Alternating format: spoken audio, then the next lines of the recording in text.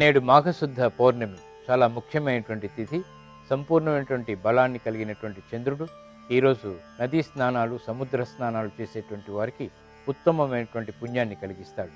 మరి ఆ మాఘ పౌర్ణమి యొక్క విశిష్టత, ఆంతర్యం ఏమిటో పరిశీలిద్దాం. నేడు మాఘ పౌర్ణమి పర్వదినం. మాఘమాసం సంవత్సరానికి సంధ్యా సమయం లాంటిది. జన్మ జన్మాంతర పాపాలని పటాపంచలు చేసి మోక్షాన్ని ప్రసాదించేటువంటి మాసం మాఘమాసం. ఈ మాస వైశిష్ట్యాన్ని శివుడు పార్వతికి, బ్రహ్మ నారదునికి ఉపదేశించారని పురాణాలు చెబుతున్నాయి.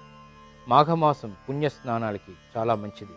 విశేషించి మాఘ పౌర్ణమి నాడు ఆచరించేటువంటి నదీ స్నానాలు, సముద్ర స్నానాలు ఉత్తమమైనటువంటి ఫలితాలని అందిస్తాయి.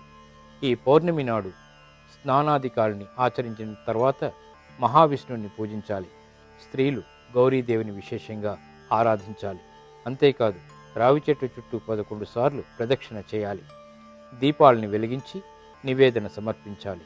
మాఘ పౌర్ణమి నాడు సూర్యచంద్రుల ఆరాధన శ్రేయస్కరమైనది, గ్రహశాంతిని కలిగిస్తుంది. పౌర్ణమి నాడు పగటిపూట క్షీరాన్నాన్ని సూర్యునికి నివేదించాలి.